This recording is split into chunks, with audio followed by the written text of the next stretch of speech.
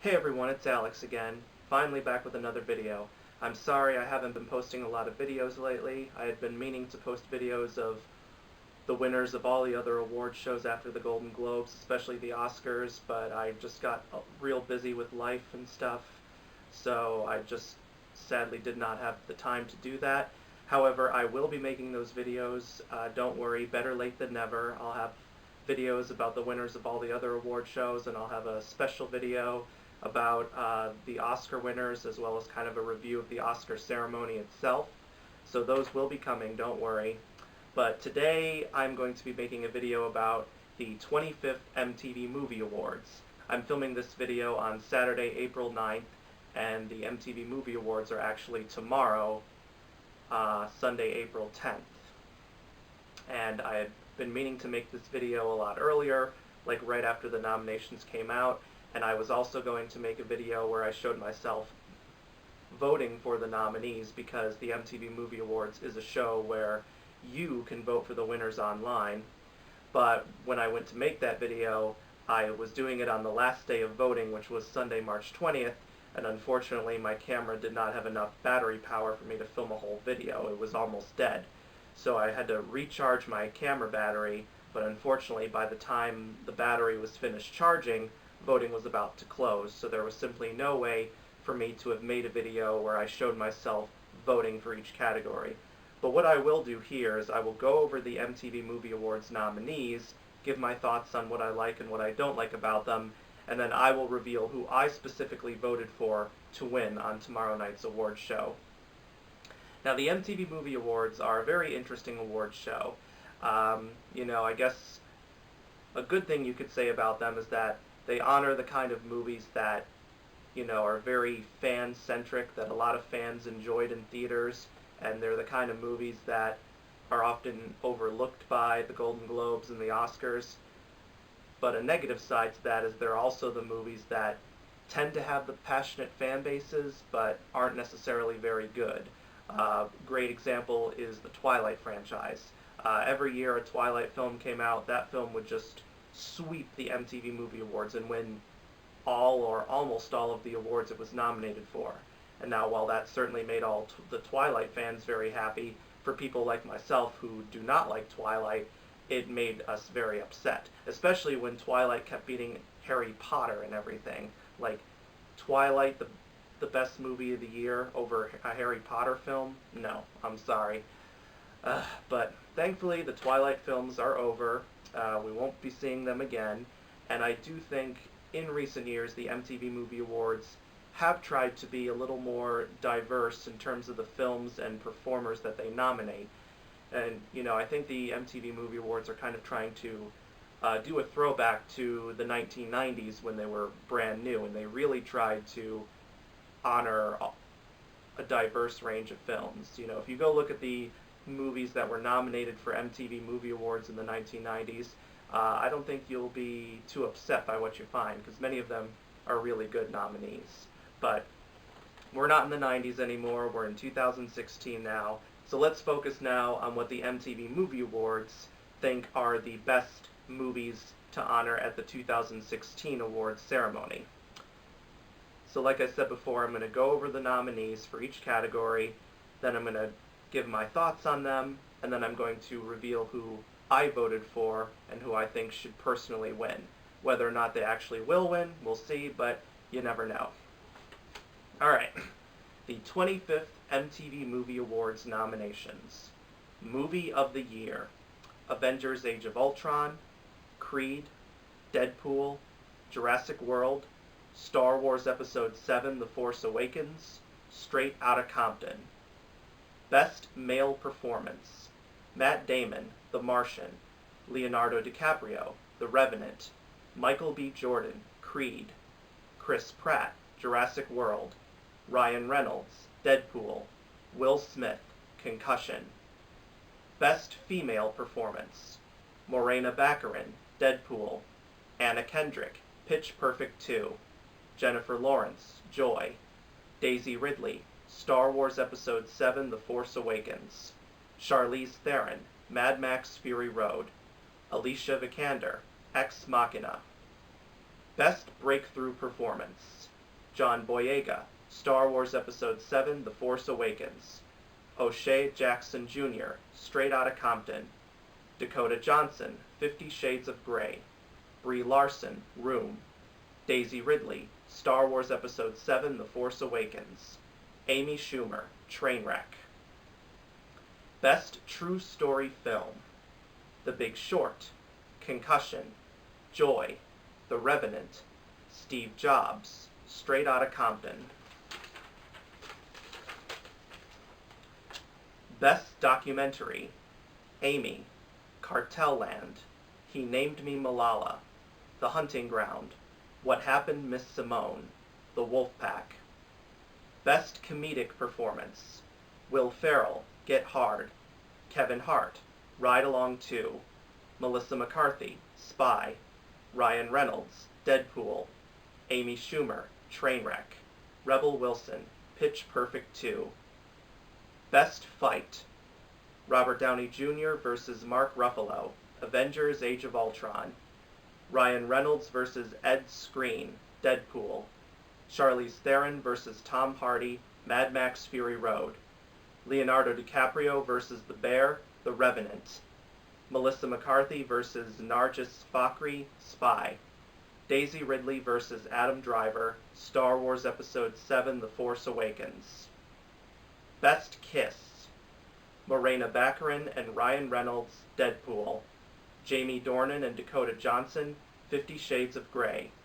Will Smith and Margot Robbie, Focus. Rebel Wilson and Adam Devine, Pitch Perfect 2. Amy Schumer and Bill Hader, Trainwreck. Leslie Mann and Chris Hemsworth, Vacation. Best Villain: Adam Driver, Star Wars Episode 7, The Force Awakens. Tom Hardy, The Revenant. Samuel L. Jackson, Kingsman: The Secret Service. Hugh Keys-Byrne, Mad Max Fury Road. Ed Skrein, Deadpool. James Spader, Avengers Age of Ultron. Best Action Performance: John Boyega, Star Wars Episode 7, The Force Awakens. Vin Diesel, Furious 7. Dwayne Johnson, San Andreas. Jennifer Lawrence, The Hunger Games: Mockingjay Part 2. Chris Pratt, Jurassic World. Ryan Reynolds, Deadpool. Best Virtual Performance, meaning voiceover or motion capture: Jack Black, Kung Fu Panda 3. Seth MacFarlane, Ted 2. Lupita Nyong'o, Star Wars Episode 7, The Force Awakens. Amy Poehler, Inside Out. Andy Serkis, Star Wars Episode 7, The Force Awakens. James Spader, Avengers Age of Ultron. Best Ensemble Cast: Avengers Age of Ultron, Furious 7, The Hunger Games: Mockingjay Part 2, Pitch Perfect 2, Star Wars Episode 7, The Force Awakens, Trainwreck.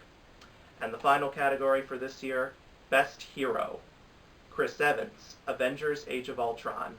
Dwayne Johnson, San Andreas. Jennifer Lawrence, The Hunger Games: Mockingjay Part 2.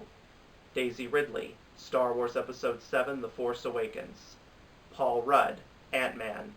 Charlize Theron, Mad Max Fury Road. And so those are the competitive nominees. There will also be 2 special awards given out at tomorrow's ceremony. The first is the MTV Generation Award, which will be presented to Will Smith, and the second is the Comedic Genius Award, which will be awarded to Melissa McCarthy. And I don't really plan on watching the show, but for those of you that do or want to, the show will be tomorrow night, I believe at 8 o'clock, I'm not sure, 8 o'clock or 9 o'clock on MTV, and it will be hosted by Dwayne Johnson and Kevin Hart. As for what I think of the nominees, Movie of the Year looks pretty good. Not really surprised to see a lot of the nominees here, because the MTV Movie Awards, like I said, they tend to go for the films that do really well at the box office and or have a large fan base, and all these films certainly do. I'm kind of surprised that Mad Max Fury Road isn't on here, because while that film, maybe wasn't as big of a box office juggernaut as some of these other films, its fan base is certainly very, very devoted.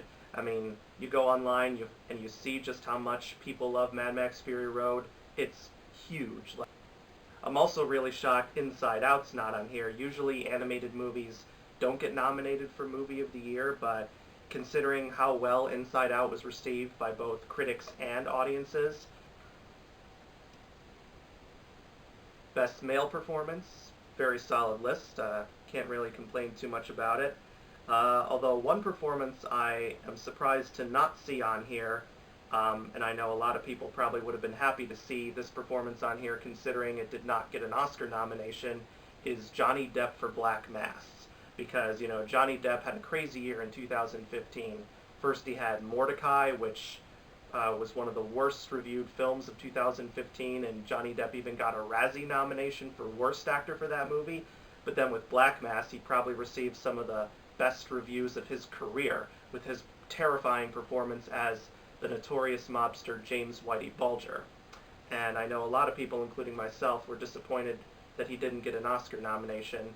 And while Black Mass certainly didn't gross as much money as some of these other movies, it was by no means a box office failure, because they made it on a small enough budget where it could succeed at the box office, and it did. And nearly every critic, even those who didn't like the movie, said that Depp's performance was great. So I'm surprised he's not in here, but otherwise, you know, Matt Damon, Leonardo DiCaprio, and everyone else, I can't complain about them being in here. Best Female Performance. Again, this looks interesting. I know there are some people I know who will be very upset that Anna Kendrick is nominated here for Pitch Perfect 2, because I know a lot of people who did not like that movie, but of course Pitch Perfect has an insanely dedicated fan base, so I'm not surprised she's here. Very glad to see Daisy Ridley, Charlize Theron, and Jennifer Lawrence here. Although, admittedly, I am surprised that the MTV Movie Awards nominated her for Joy rather than Hunger Games Mockingjay Part 2. Now, Jennifer Lawrence, she's phenomenal in both those movies, but the MTV Movie Awards typical audience mainly knows her from the Hunger Games, which is surprising why she's not nominated for that movie here. But, you know, but she is nominated for that in another category, so all is well there. And as I was talking about earlier, the MTV Movie Awards are kind of going back to their 90s roots, where they're honoring films that most of their target demographic wouldn't normally watch, and that's perfectly clear here with Alicia Vikander's nomination for Ex Machina. Now, you know, Ex Machina was one of those small indie films that did really well at the box office for a film of its kind, thanks to not only great critical reviews, but also strong word of mouth from audience reviews. But I don't know how many of the audience that went to see Ex Machina were of like the teenage, early 20s demographic, you know, the target MTV demographic, unless they were like a dedicated film buff like myself. So, but you know, if this encourages more teens and young adults to check out Ex Machina, then bravo to the MTV Movie Awards for putting her in here for that. For Best Breakthrough Performance, solid list for the most part, although I really have to scratch my head at Dakota Johnson being in here for 50 Shades of Grey. Yes, I realize 50 Shades of Grey was a huge success at the box office, enough of a success that the other two novels in the series are now both being made into movies. And yes, I realize in most critics' reviews, especially the negative ones, Dakota Johnson was often the single point of praise for the movie. Still, this movie left a bad taste in a lot of people's mouths. I think the only people who really liked it are like the die-hard 50 Shades of Grey fans. The film got like a C- on CinemaScore when it came out, and CinemaScore is a website that grades an audience's reaction to a movie, which means that die-hard fans probably liked it, but those who had never read the book and were curious to see what it all was were probably not impressed. And of course, many people from the YouTube community and from the traditional film critic community put 50 Shades of Grey on their worst films of 2015 lists, and heck, 50 Shades of Grey even tied with Fantastic Four at the Razzie Awards for the Worst Picture honor. So I still don't know how at the MTV Movie Awards felt the need to honor 50 Shades of Grey here. Best Kiss I can understand in that case, but for Best Breakthrough Performance, I don't know. I'm very happy to see Brie Larson in here, although in a way, she's not really much of a breakthrough performer because Brie Larson's been around for a really long time. If you look at her IMDb page and you see the movies she's been in, you'll be like, wow. But I guess they put her in here because, you know, Brie Larson's never been a mainstream actress. She's mainly done a lot of smaller indie films. And, you know, I think it wasn't until she did Room, which is an indie film itself, and got all the praise and even won an Oscar for it, that I think she really got on audiences' radar. So that's probably why she's nominated here, the fact that she won an Oscar for Room. But, you know, good for her. And Daisy Ridley and Amy Schumer, no surprise there at all. You know, we all knew Star Wars was going to be big. And Trainwreck, you know, I think a lot of people knew that would be a hit because, you know, it was made by Judd Apatow, but I don't think anybody anticipated just how big of a hit it would be because Amy Schumer certainly had her fans from her stand-up comedy and from her Comedy Central show Inside Amy Schumer, but most mainstream audiences didn't know who she was. But I think a lot of good word of mouth about Trainwreck certainly helped get more audiences to see it, especially considering the fact that it opened on the same weekend as a superhero movie, Ant-Man. Best True Story Film. This is a category the MTV Movie Awards have never done before. They have their classic categories like Best Movie, Best Male Performance, Best Female Performance, Best Fight, Best Villain, Best Kiss. Those are all the classic categories, but they have never done this before. Sometimes they introduce new categories to see if it catches on. Sometimes they stay around, sometimes they don't. So I have no idea if this will be used next year as well. But basically this was for movies about true stories featuring Hollywood casts. I can't complain about any of the nominees here. Kind of surprised Black Mass isn't in here because that is based on a true story, but you know, you can't have everything. Best Documentary. Again, this is a category the MTV Movie Awards has never done before. But this is the one that's probably the most similar to the Oscars, because 4 of the films on this list were also nominated for Oscars. 3 of them in the Best Documentary category, Amy, Cartel Land, and What Happened, Miss Simone. And then The Hunting Ground, while that was not nominated for Best Documentary, it was nominated for Lady Gaga's song Till It Happens to You, a song many people thought would win the Best Original Song Oscar, but controversially it lost to Sam Smith's Writings on the Wall from Spectre. But that's something I'll talk about more in my Oscar reaction, in my Oscar winner video. But that's something I'll talk about more in my Oscar winner analysis video. Best Comedic Performance. I mean, this is a tricky one because you're going for the films that are technically labeled as comedies, but a lot of times these are often in comedy films that don't have a good rating on Rotten Tomatoes. Get Hard, that has a bad rating on Rotten Tomatoes, and while I didn't hate that film as much as others, it's not very good. It's quite offensive in some parts, actually. Ride Along 2, I haven't seen that yet, but I honestly don't think it looks good. I mean, I did not like the first Ride Along at all, and so I don't think this one is any better. Spy was very good. Melissa McCarthy was great in that movie. Haven't seen Deadpool. Amy Schumer, of course, was great in Trainwreck. And Rebel Wilson in Pitch Perfect 2. However, I do feel that the first Pitch Perfect is overrated. I don't understand why so many people think it's like one of the greatest movies ever. I mean, it's a fun movie and all, but I did feel it was very cliched at times and very predictable. Best Fight. This looks very good. I'm just trying to think of anything else that could really be in here. Oh, I know. Where is Taron Egerton versus Sophia Boutella from Kingsman: The Secret Service? I mean, that fight was epic in that movie. Trying to think of another good one. I know a lot of people would like to see the church scene from the Kingsman: The Secret Service on here as well. That was a cool fight, but I didn't really like that scene too much, not because of the fight itself, but from the way it was shot. Because the way it was shot, it felt like, am I watching 300 again? Because I do not like the movie 300, especially for the way the fighting scenes were shot. So it reminded me a lot of that movie. I know some people watching this will be thinking, what? Why on earth would you make a comparison like that? Well, I don't deliberately try to make comparisons like that. It's just how I felt when I saw that scene. But yeah, I do think Taron Egerton and Sophia Boutella's fight should have been nominated here because that fight was really, really epic. I was on the edge of my seat when that happened. And then for Best Kiss, not even though I haven't seen 50 Shades of Grey, I'm not surprised to see Jamie Dornan and Dakota Johnson here because, you know, it is supposed to be a romance movie, although, frankly, I don't see what's romantic about it, because it is based off a Twilight fan fiction. Yes, that is true. Don't try to deny it. Very glad to see Will Smith and Margot Robbie here for Focus because their chemistry with each other was what made that film work. You totally believe that they were in this very deeply passionate relationship. I really loved Amy Schumer and Bill Hader in Trainwreck. They were a very good romantic couple, I thought. I haven't seen Vacation, but I really can't see why Leslie Mann and Chris Hemsworth should be on here. If I could take some nominees out and replace them with others that I feel are more deserving, I actually have two.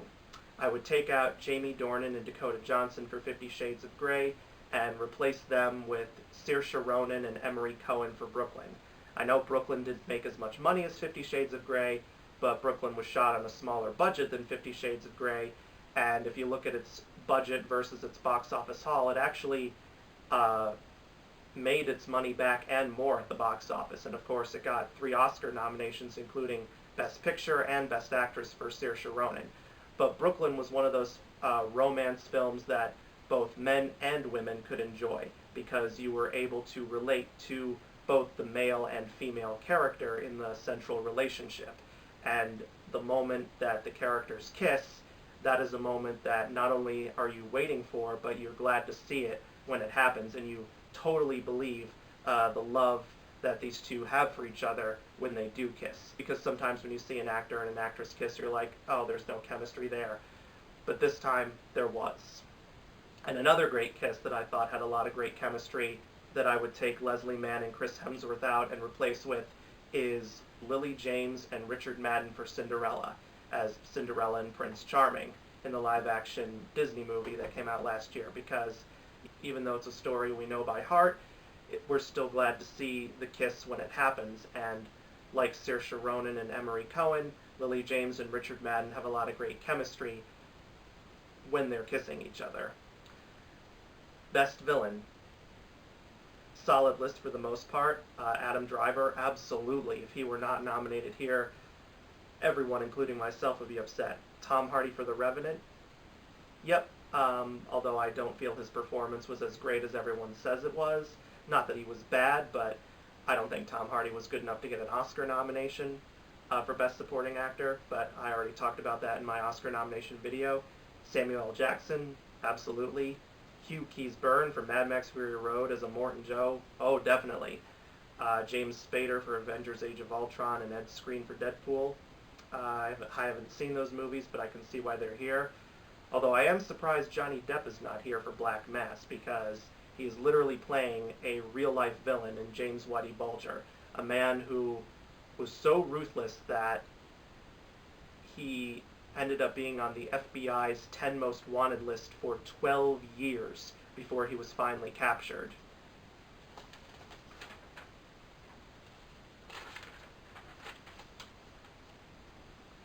Best Action Performance. Pretty solid list for the most part. Best Virtual Performance. Looks pretty good. Best Ensemble Cast. Looks pretty good for the most part, although there are definitely a lot of ensemble casts that I feel should have been on here as well. Even though Spotlight is not an MTV Movie Awards type of movie, you can't deny that it had a great ensemble cast with Michael Keaton, Mark Ruffalo, Rachel McAdams, John Slattery, Liev Schreiber, Stanley Tucci, Brian Darcy James. I mean, it even won the Critics' Choice Award and Screen Actors Guild Award for Best Ensemble Cast. The Martian also had a great ensemble cast. You know, Matt Damon, Kristen Wiig, Jessica Chastain, Chiwetel Ejiofor, Jeff Daniels, Kate Mara, Donald Glover, and many, many more. And each of them in that movie had a great role to play. No one felt underused or overused. So I'm really shocked that that's not on here. Steve Jobs also had a great ensemble cast with Michael Fassbender, Kate Winslet, Jeff Daniels, Seth Rogen, Michael Stuhlbarg, and many more. Let me think. Inside Out. Even though it's an animated movie, you cannot deny the greatness of the ensemble cast there. Amy Poehler, Bill Hader, Phyllis Smith, Louis Black, Mindy Kaling, Kyle MacLachlan, Diane Lane, Richard Kind. Pixar knows how to assemble great ensemble casts for their movies, and Inside Out was probably one of the best ensemble casts that they've ever assembled. And finally, for Best Hero. This is a solid list. I can't really complain too much about it. Although one person I'm surprised to not see on here is Taron Egerton for Kingsman: The Secret Service. Overall, though, I think this is a pretty solid set of nominations for the MTV Movie Awards. It's certainly better than the nominations they had 5 or 6 years ago when Twilight was pretty much nominated for everything, and frankly all the rest of the nominees weren't that great either, apart from Harry Potter. But the MTV Movie Awards, even though they are only really catering to big blockbuster films, at least they are picking from the good ones that were out in 2015. So at least we're not seeing any nominations for any of the bad blockbusters, like Pixels, Hot Pursuit, etc., etc. Alright, now on to what I voted for. So since I wasn't able to actually film myself voting for the nominees, I'm just going to say right now who I voted for in all of the categories. Movie of the Year, I voted for Star Wars Episode 7, The Force Awakens.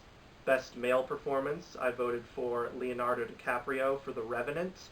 Best Female Performance, I voted for Daisy Ridley for Star Wars Episode 7, The Force Awakens. Best Breakthrough Performance, I voted for Brie Larson for Room. Best True Story Film, I voted for The Revenant. Best Documentary Film, I voted for Amy.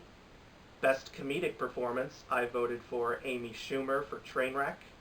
Best Fight, I voted for Daisy Ridley versus Adam Driver for Star Wars Episode 7, The Force Awakens. Best Kiss, I voted for Will Smith and Margot Robbie for Focus.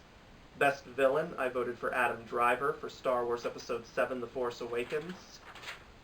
Best Action Performance, I voted for Jennifer Lawrence for The Hunger Games: Mockingjay Part 2.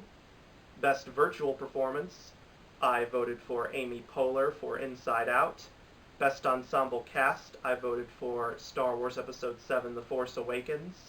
And Best Hero, I voted for Daisy Ridley for Star Wars Episode 7, The Force Awakens. So that is it for this video. After I make all the other videos left in my to-do list, I will be making a video about the MTV Movie Awards winners.